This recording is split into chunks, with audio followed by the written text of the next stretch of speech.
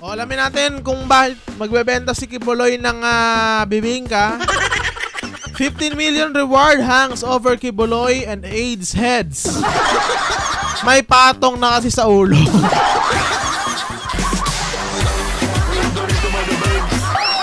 Ito ay article ng Rappler.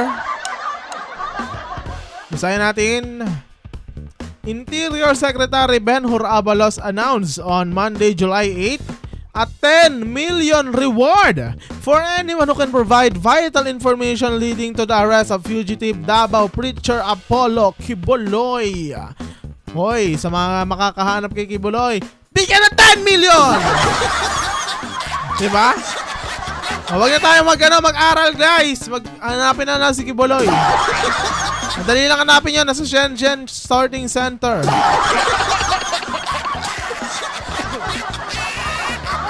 Authorities also announced 5 million more at 1 million each for the arrest of 5 of Kibuloy's church associates, siblings Ingrid, Crescente, and Pauline Canada.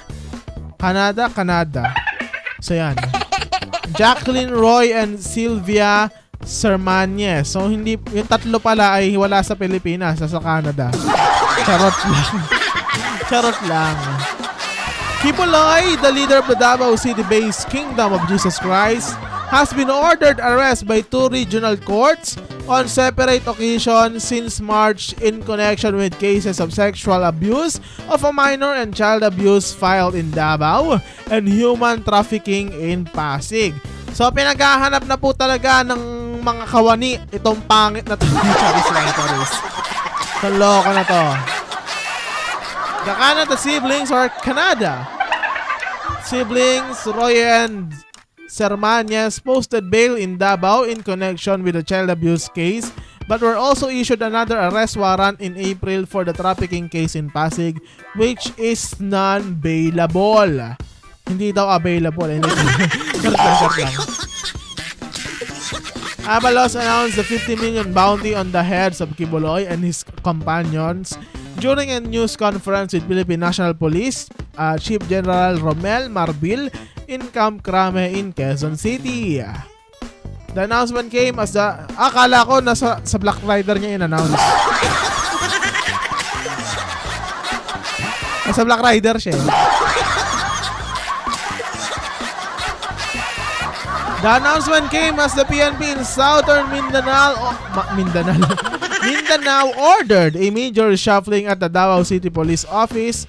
A police command had failed to arrest the fugitives. Ayun! Mukhang nasabihan ng DCPO. Kaya pala may reshuffling na nagaganap. Nasabihan siguro to. Of the 6 fugitives, ano ba yung namalaway? Of the 6 fugitives, only Kibuloy never turned himself in. All his 5 associates surrendered in March after Davao Court ordered them arrested and posted bail in connection with the child abuse case. So, nung Marso pa to, pero ngayon parang dalawa pa lang ata yung sumurrender sa bagong arrest warrant o sa paghahanap dito. However, when a Pasig court ordered them arrest due to a human trafficking case, a non-bailable offense, all remained at large. So, pwede na nila uling hulihin. Kahit na nakabail dun sa isang kaso. The Senate also ordered Kibuloy arrested after he was cited for contempt for snubbing summons to face a committee investigating the pastors and his group's alleged abuses. Ayan pa isa. Grabe, hindi lang yung pera nakapatong sa kanya, pati kaso patong-patong. Abalos appealed for public cooperation in capturing Kibuloy and his associates, urging citizens to come forward with any information that could aid their arrest. Officials called on the Doomsday Preacher and the other fugitives to surrender. Kibuloy and 2 associates are wanted in the United States for sexual abuse, money laundering, trafficking, fraud, and a string of other criminal cases. So ano masasabi nyo sa patong ni Kibuloy? Tara, wag na tayo mag-aral. Hanapin na lang natin siya, guys. 10 million din, oh. Comment down below.